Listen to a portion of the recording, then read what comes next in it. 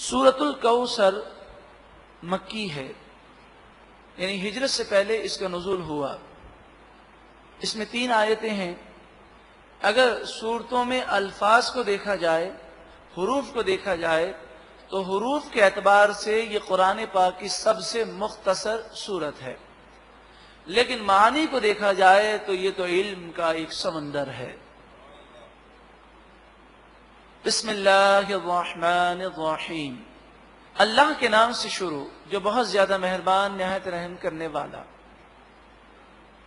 اس سورت کا ترجمہ سننے سے پہلے اس کا شان نزول سماعت کیجیے۔ یہ سورت اس لیے نازل ہوئی کہ جب نبی اکرم صلی اللہ علیہ وآلہ وسلم نے اسلام کی دعوت کو عام کیا تو کافروں نے پہلے تو مخالفت کی اور آپ کے خلاف پروپیگنڈا کیا، اور پروپیگنڈا بھی کیسا ہوتا تھا، اللہ اکبر۔ آپ سوچیں، آپ کسی کو سمجھانے کے لیے بیٹھے ہوں اور 100-200 آدمی جمع ہو جائیں اور آپ پر نعرے بازی شروع کر دیں، آپ کو مجنون کہیں، کاہن کہیں، جادوگر کہیں، ساحر کہیں، اس طرح کے وہ القاب دیں اور شور مچائیں۔ بتائیے کسی کو دین کی بات بتانا کتنا مشکل ہے۔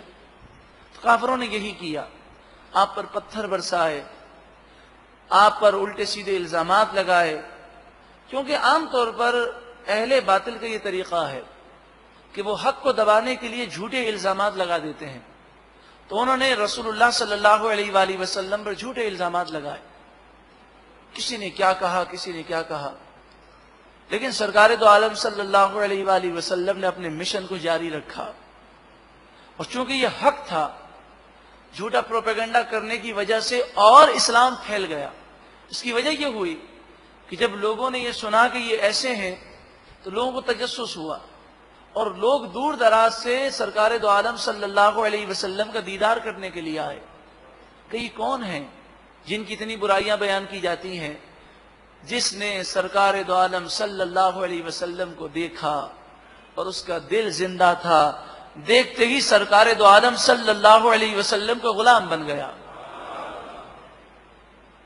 پھر ہوا یہ کہ جب وہ اسلام کی ترقی کو نہ روک سکے، اور جب کافروں نے یہ دیکھا کہ نبی اکرم صلی اللہ علیہ وآلہ وسلم کے صاحب زادے وہ بچپن میں انتقال کر گئے، اب آپ کا کوئی صاحب زادہ باقی نہ رہا، تو عرب میں لوگوں کا ذہن یہ تھا کہ اگر کسی کے بیٹے باقی نہ رہیں تو اس کا نام ختم ہو جاتا ہے، کیونکہ بیٹے سے اس کا نام چلتا ہے، اس کا ذکر ہوتا ہے، اس کا چرچا ہوتا ہے۔ جب بیٹا ہی نہیں ہوگا تو ان کا قبیلہ کیسے بنے گا؟ کیونکہ عرب میں جو قبیلے بنے، جیسے بنو ہاشم، تو یہ ہاشم کی اولاد میں سے ہیں۔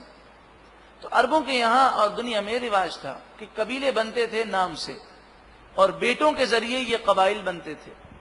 تو انہوں نے کہا کہ ان کا اب نام لینے والا کوئی باقی نہ رہے گا، نعوذ باللہ من ذالک۔ جب ان کا کوئی نام لینے والا باقی نہ رہے گا تو یہ اسلام بھی باقی نہ رہے گا۔ اس طرح یہ ایک دوسرے کو دلاسا دینے لگے اور کہنے لگے فکر مت کرو، یہ ایک وقتی تحریک ہے، ختم ہو جائے گی۔ تو اس پر یہ آیت کریمہ اور یہ سورہ مبارکہ نازل ہوئی کہ ان کا جو دشمن ہے وہی ہر خیر سے محروم رہے گا۔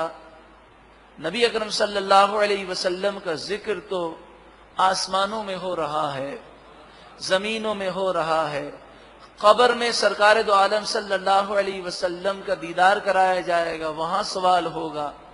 قیامت میں مقام محمود پر جب سرکار دو عالم صلی اللہ علیہ وسلم جلوہ افروز ہوں گے تو سب حضور کی تعریفیں اور توصیف بیان کریں گے۔ ان کے ذکر کو مٹانے والا مٹ جائے گا، ان کا ذکر نہ مٹے گا۔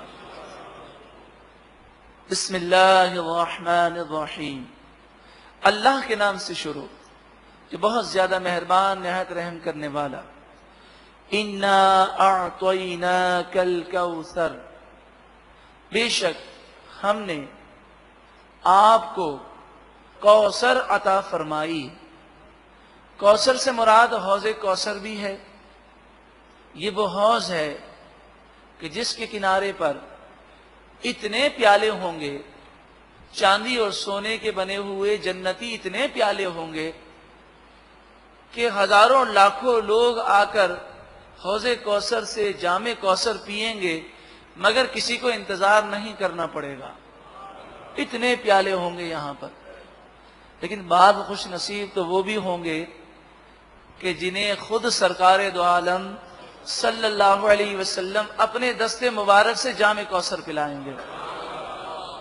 یہ وہ ہوں گے جو دنیا میں یہ عقیدہ رکھتے ہوں گے کہ رسول اللہ صلی اللہ علیہ وسلم کا لایا ہوا نظام ہی سب سے بہتر ہے.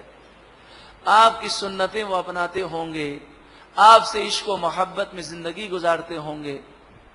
یا یوں سمجھیے کہ ان کا یہ کہنا ہوگا اور ان کا عمل بھی یہ بتاتا ہوگا میرا سب کچھ آپ پر قربان ہے یا رسول اللہ. تو جب حضور صلی اللہ علیہ وسلم کی محبت میں سب کچھ قربان ہوگا تو وہ دنیا کی خاطر گناہ نہیں کریں گے اور سرکار دو عالم صلی اللہ علیہ وسلم کی محبت میں زندگی گزاریں گے. اے اللہ تو ہم پر بھی کرم فرما دے, تیرے محبوب کریم صلی اللہ علیہ وسلم کے دستے مبارک سے ہمیں بھی جام کوثر عطا فرما. فَصَلِّ لِرَبِّكَ وَانْحَرْ, پس آپ اپنے رب کے لیے نماز پڑھیے اور قربانی کیجیے.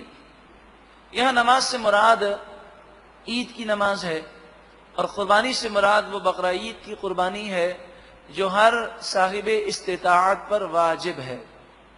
ان شانئک, بے شک آپ کا دشمن, هو الابتر, وہی ابتر ہے. ابتر عرب میں اس شخص کو کہتے تھے کہ جس کا ذکر مٹ جائے. تو فرمایا ان شانئک هو الابتر, آپ کا مقام تو بہت بلند و بالا ہے, جو آپ کا دشمن ہے اسی کا ذکر اور اسی کا چرچا ہم مٹا کے رکھ دیں گے. ایک مرتبہ محبت کے ساتھ درود و سلام پڑھیں. اللہم صلی علی سیدنا مولانا محمد وعلی آل سیدنا ومولانا محمد وبارک وسلم. صلاة و سلام علیک یا سیدی یا رسول اللہ.